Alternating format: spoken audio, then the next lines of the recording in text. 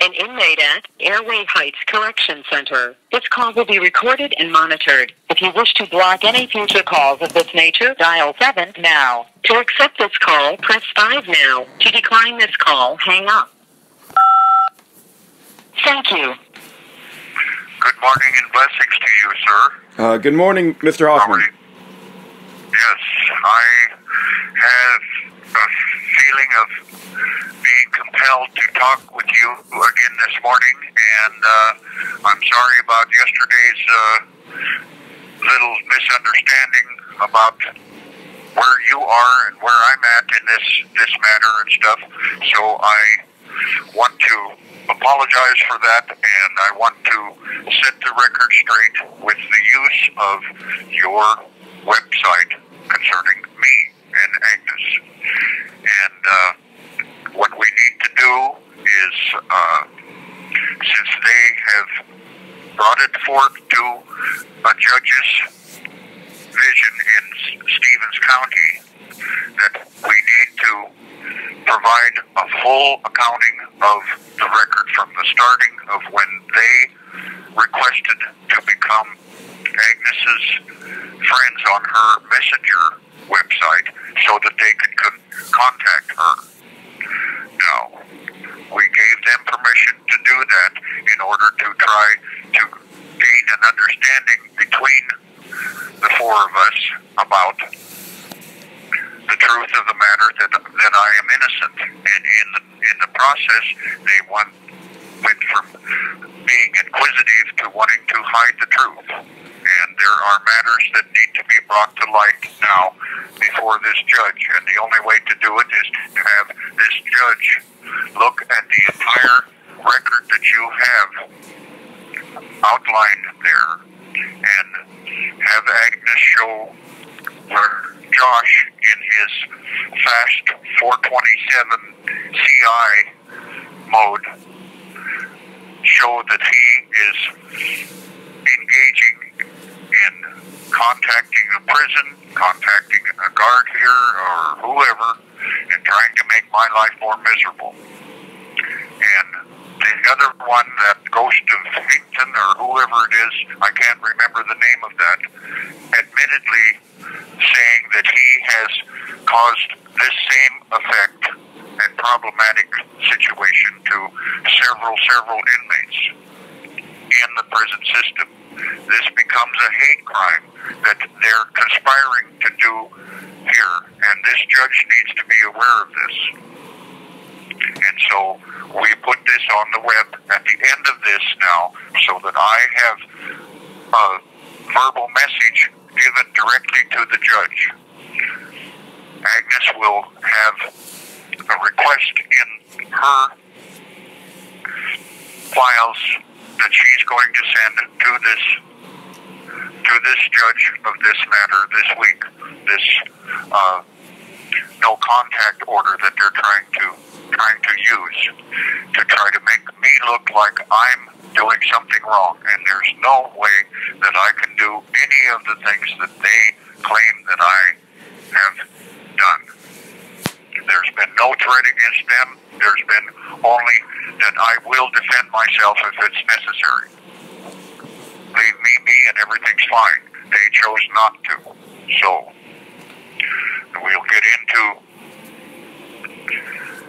we will go into the court case itself, where Sheila Cleveland was asked by the tribal council to press charges against us, and this is on that memory stick that was sent to you.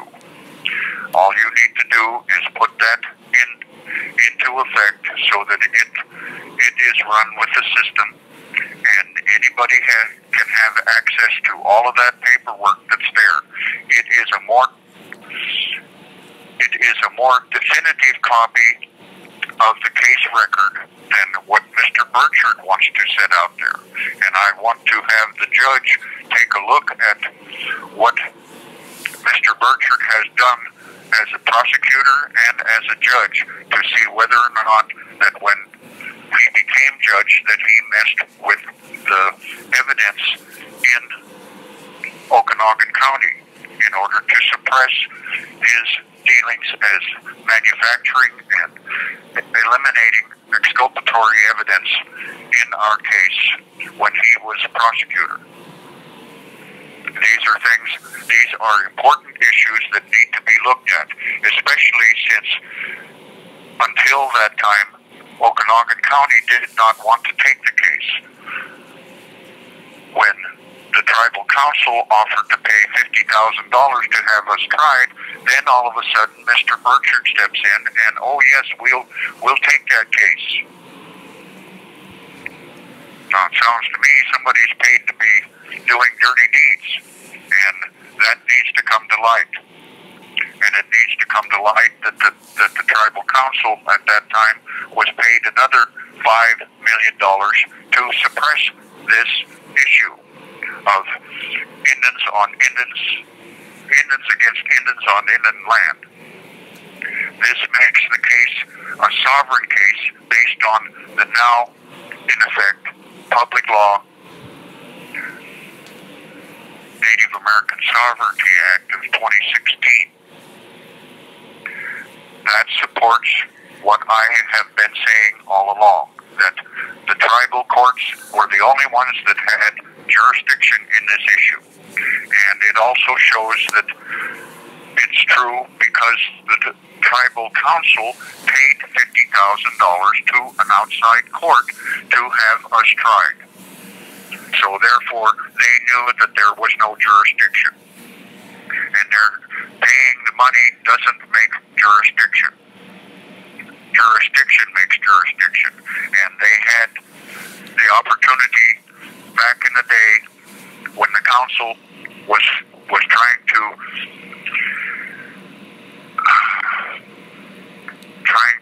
place Public Law 280 on the tribal books. They had to follow a rule. There were 4 different rules, and in that rule they had to have a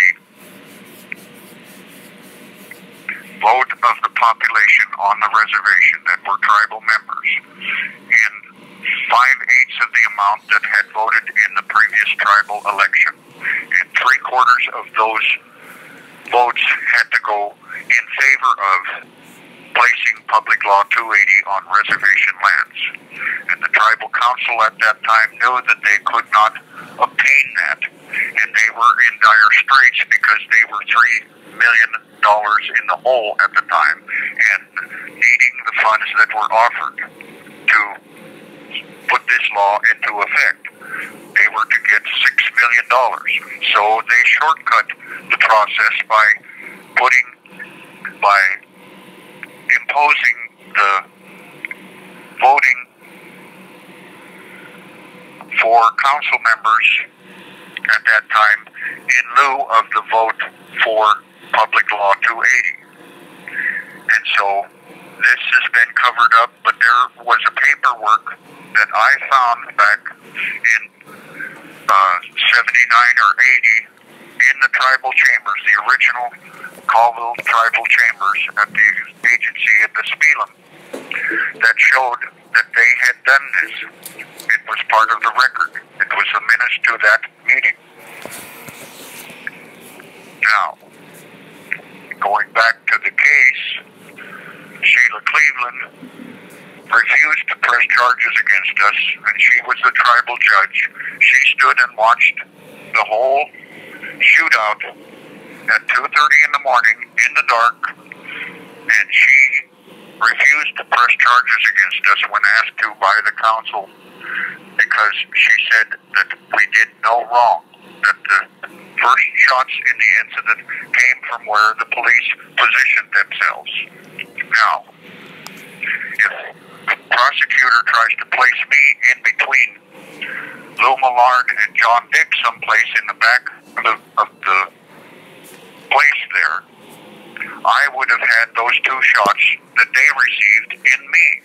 It's only logical that if I'm between those 2, that I'm going to receive the shots if I'm there. Each one thought the other was me or whoever was there. So Elmer got shot first, he said. John Dick got shot first, he said. If they got shot with the first shot, then the shot passed through one and into the other. That being through John Dick, because there's a bullet hole entrance and exit in him from the statement in the court. And John Dick says in court that he turned around and returned fire in the direction of where the shot came from that hit him. So he turned around and shot at the man that shot him. That was Lou Millard. After this, then they want to take and make the weapon that was sold to me by Mr. Penny Ramble out to be the murder weapon. Well, I've got a little surprise for them, because there are 3 bullets casings in evidence still, or should be, that are Winchester Super X 9mm, and those were loaded with aluminum hollow point. And there are markings inside the case that show that when they were manufactured, where they were manufactured, and what projectile was put in them. And that supports my statement that the gun that they claim killed Lou Millard could not have been, because there were only those 3 shots fired from that weapon, and they were all aluminum hollow point. What was extracted from Lou Millard's body was a full metal jacket, 38 or 357 Magnum, not a 9mm, because a 9mm is a shorter projectile. This was a long projectile, and it matched up to what was extracted from Elmer mid-trial. You take the photograph of the bullet that came out of my father and the bullet that came out of Lou Millard, and they show striations on them that, if compared exactly, come from a similar, if not exact, same weapon. Now, this youngster needs to understand something, that his father did not marry his mother, so he is an illegitimate son of a policeman that posed as a policeman and really was a tribal council murderer.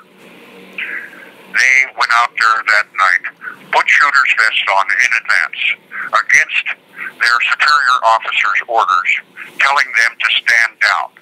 They were out for blood. Why is it that in court that only these 2 officers are wearing shooter's vests, and only these 2 officers are bleeding through their shooter's vests? Because Mr. John Dick was told a different story. He said it in his final statement on the stand. I should have had a better plan. His plan was not to do the things that he was supposed to do to Elmer McGinnis alone. It was also to make sure that Lou Millard got shut up. They claim in court that Lou Millard was supposed to bring a starlight scope so they could look from the outside of the property to see who was inside Elmer's property. That was made up, because the scope never was brought out. It was never used. The whole incident was about police going on a rampage because, for whatever reasons, they were told to by the tribal council. Now, my dad was beat down in tribal chambers 3 days earlier, given 7 broken ribs and heart arrhythmia, and put in the hospital after they pumped him 2 times, not once, but 2 times with 50 cc's of Valium. They were trying to kill him and trying to do it in a way that didn't look like murder. This is all the way this thing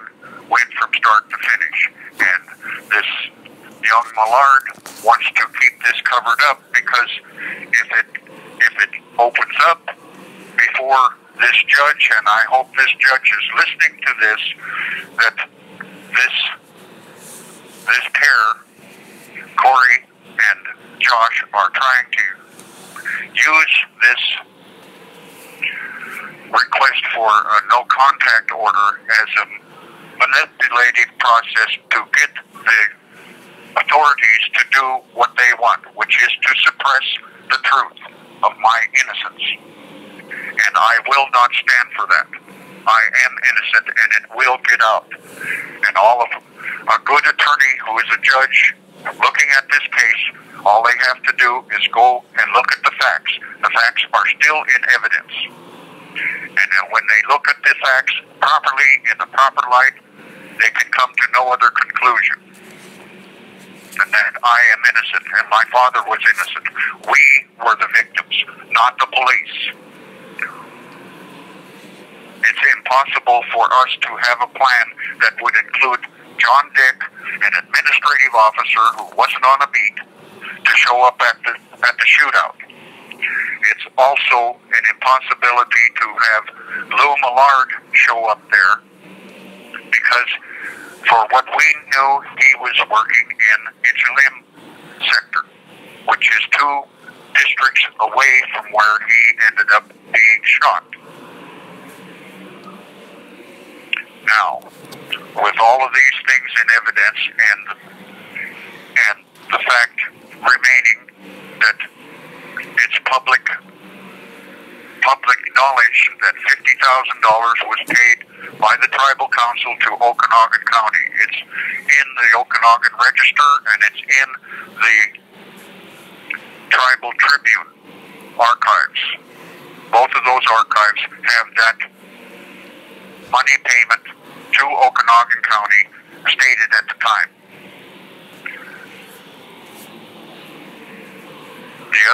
The other portion of it is that after we were convicted, or after we were in custody, Okanagan, or the tribal council received $2.6 million to upgrade their police department.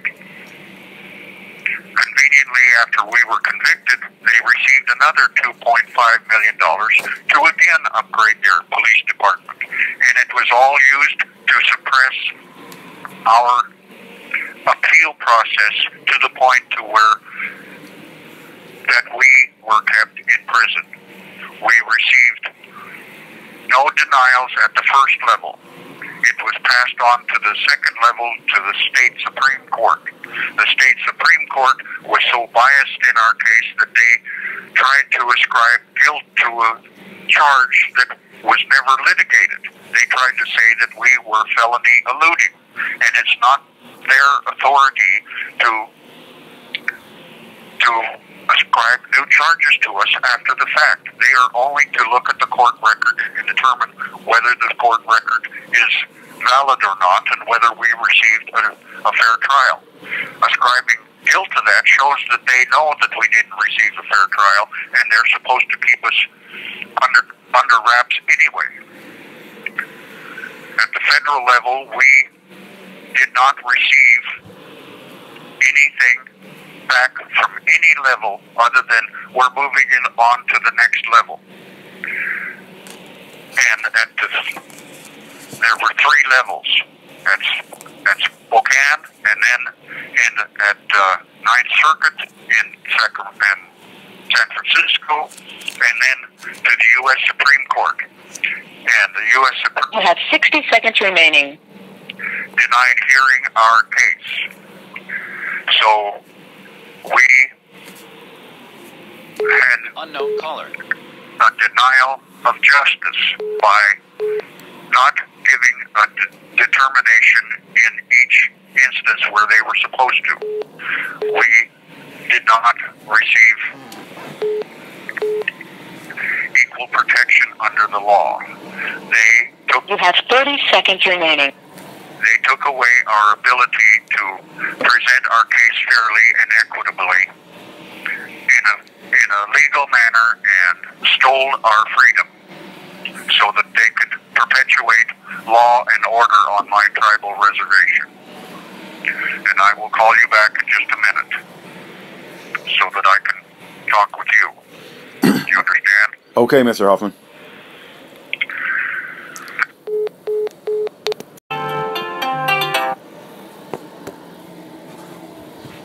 You have a prepaid call. You will not be charged for this call. This call is from Pat Hoffman.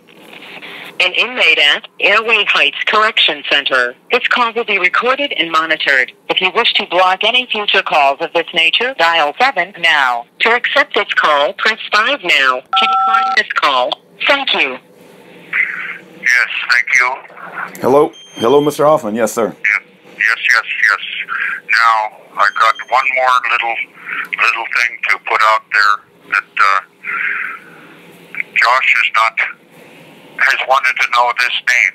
So, the name of the woman that Lou Millard was leaving Nicky Largent, his mother, for was Mary Bush. Now, I did not put this together until after the fact that we were at Walla Walla in prison. And Mary Bush come by. She was previously at tribal employment on the Colville Indian Reservation as an EMT specialist.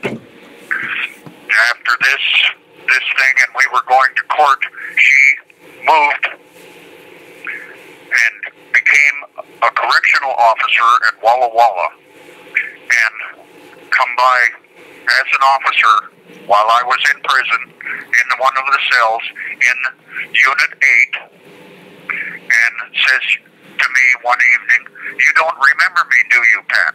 I says, "Mary, I know you full well. You used to be an EMT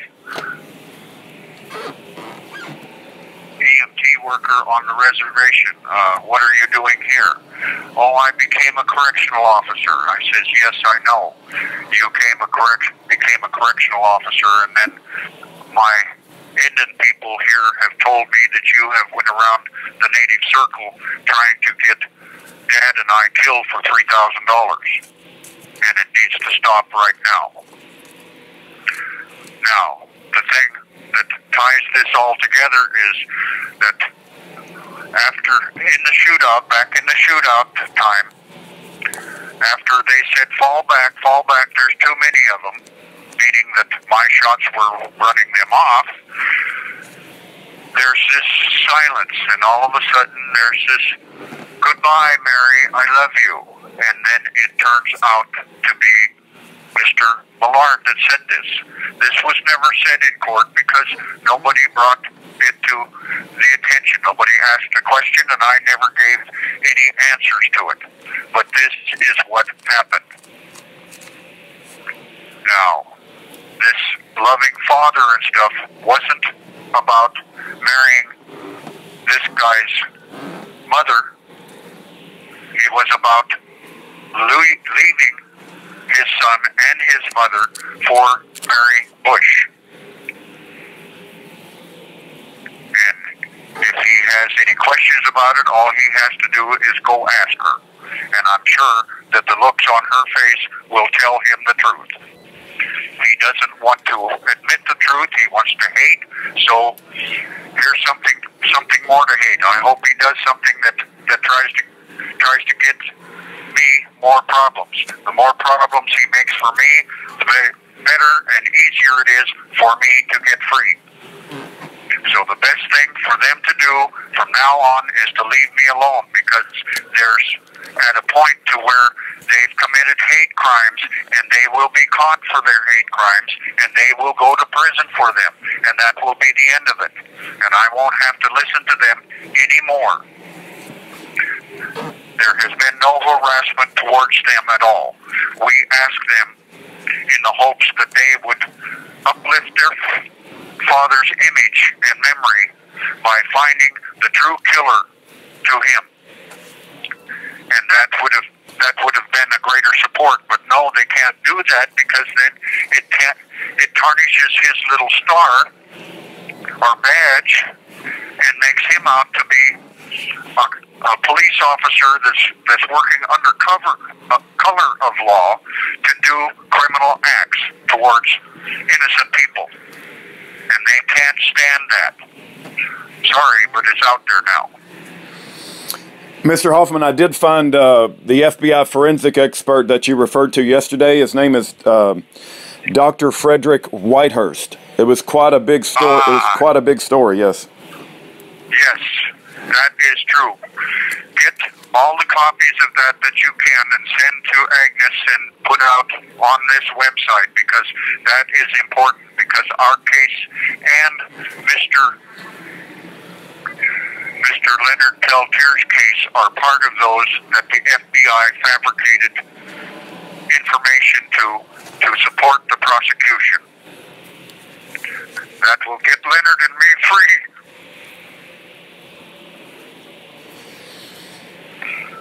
Well, I certainly believe I certainly believe you're innocent, and unfortunately, Josh and Corey have aligned themselves with a team of people that have been working against this ministry for years. They're a team of lawyers, they're former IRS agents, and they're downright scoundrels. And they don't want your voice to come out from that prison because they just simply don't want to hear the truth that you speak.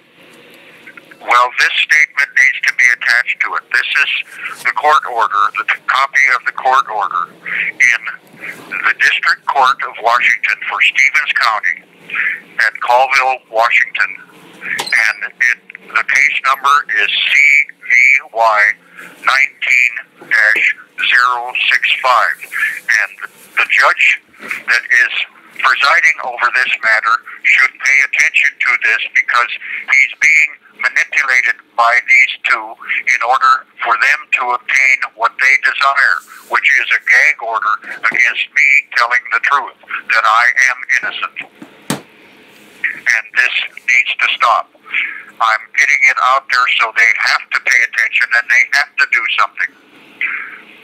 If they don't, then they're part of if they're not part of the cure at this point, they're part of the problem. And it's not a good idea to be part of the problem, because they're getting mud slung all over them by themselves.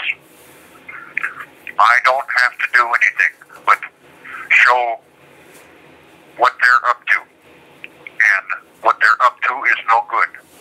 They've broken the law. I've had these officers in here after I confronted them with this cell search, and that they had talked to the son of this alleged victim in my case. And they later turned around and says, oh, we didn't have any contact with Lou Millard, or with Josh Millard. They told me that they did by that, because I never mentioned his name, not once. They did. And now, after this, yesterday when I received this paperwork, the counselor hung her head. She didn't know what to say about this other than you go and read it and understand. She knew with the previous talk that we had about officers going together with them and creating problems for me in here was true. And yesterday, the sergeant that had upheld the cell search and stuff, and even though they didn't have any justification, they took away lots of things to try and use that as a vehicle to try to harass me and make me angry and make me say something so that they could take me to the hole. That did not work. And in fact, yesterday evening, I had left my coffee cup out on the phone call place. There's 10 phones here, five and five back to back to each other, and I had left my coffee cup out here, and that is a no-no. That's a confiscation of the coffee cup. The sergeant who was presiding over this cell search went out of his way to come and find my coffee cup after we were locked down and bring it back Now that should say something. That should say that he's telling me that they were wrong and they're sorry. And that's the closest that he can come to saying that without saying it. So, those are the things that I'm having to put up with. But I tell you this, as rough as it is in here for me, it is not anywhere nearly as rough as it can be for somebody who is engaged in a hate crime the way these ones have and end up in here.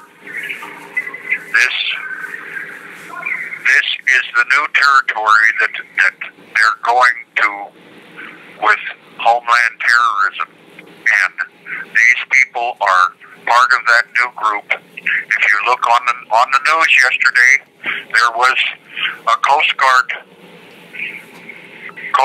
officer that was a Marine officer before that has a major hit list on all of the politicians and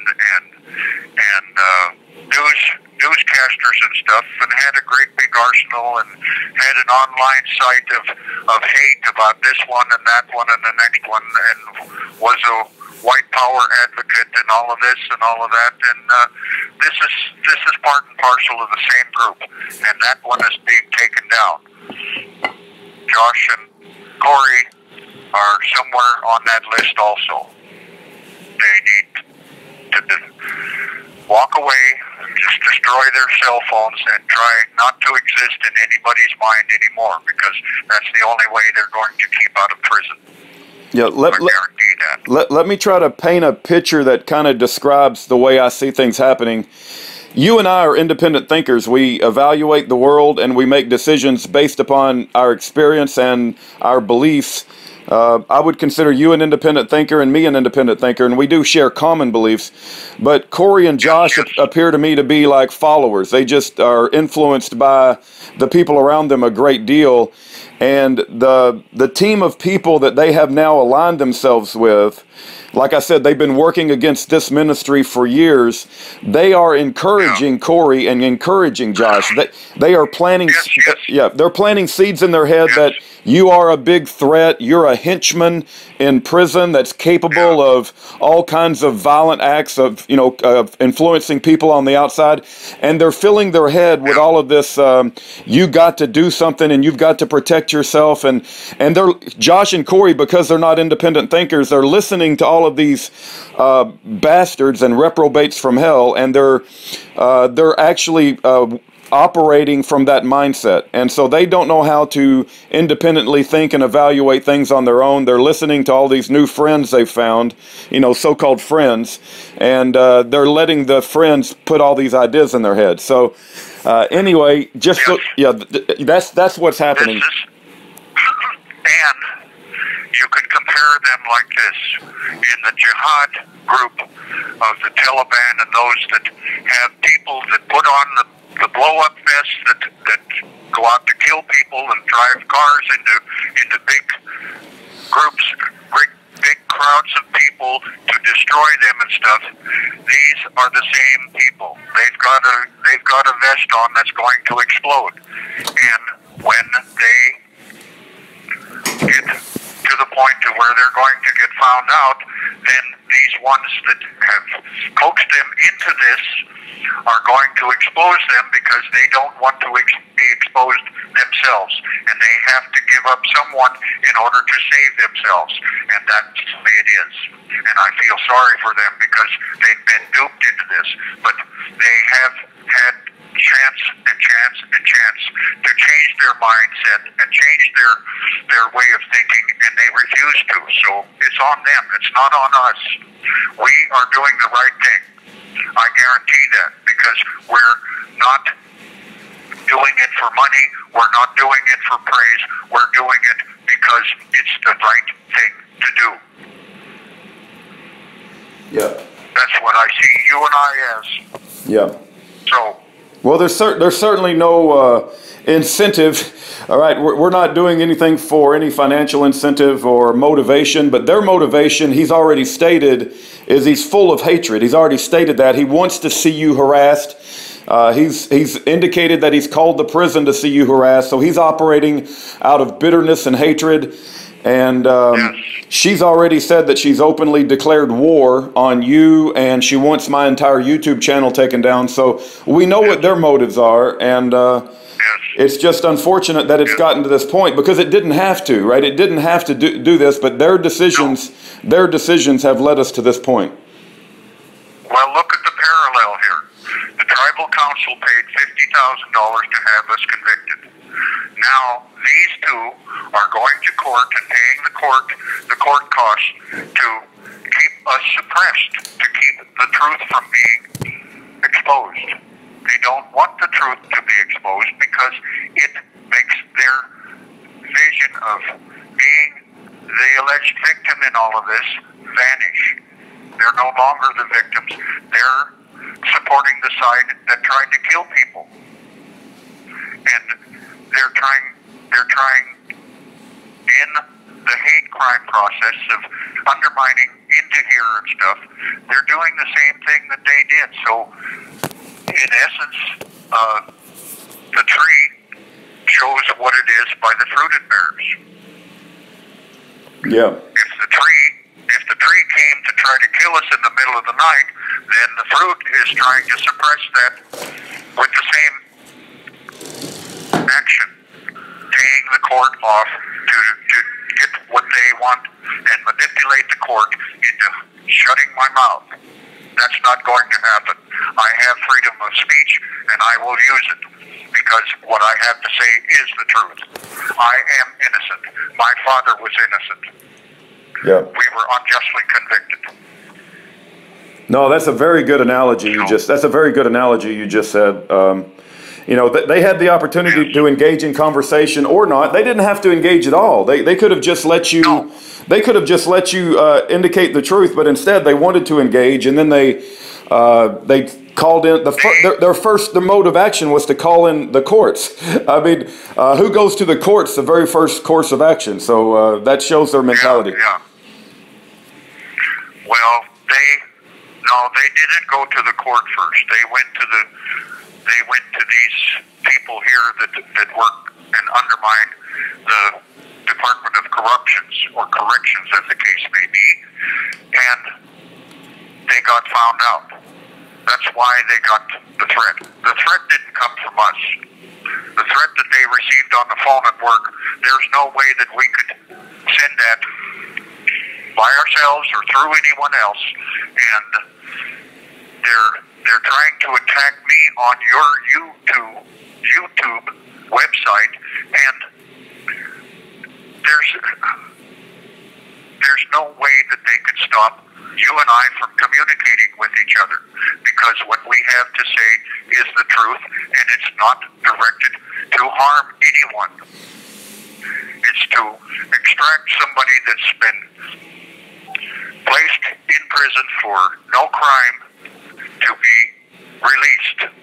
Now, along these same lines, it's everybody's duty as a U.S. citizen or as a citizen of the world to see to it that no court puts even one innocent person behind bars, because the justice system is based on the fact, on the premise, I should say, that the innocent go free and the guilty are punished, not the innocent are punished and the guilty go free. Now, what's wrong with this picture? Yeah, well, we know that there's a lot of innocent people in prison. There's no doubt about that, and I've lost complete faith in our criminal justice system. Well, the U.S. people need to hang their head and think about this, and then they need to act, and they need to see to it that every innocent human being in the United States is released today. Then they can say, God bless America, and receive the blessing. You have 60 seconds remaining. Because that's the only way they've received the blessing, is to do right first. Yeah. Have a good day, brother. Okay, Mr. Hoffman, you're in our prayers, and I pray that God works a mighty miracle in this situation. And I'm glad to know you, and I probably won't be contacting you for a day or two anyway, because we've got to work on this and get this out in the proper manner. You have 30 seconds remaining.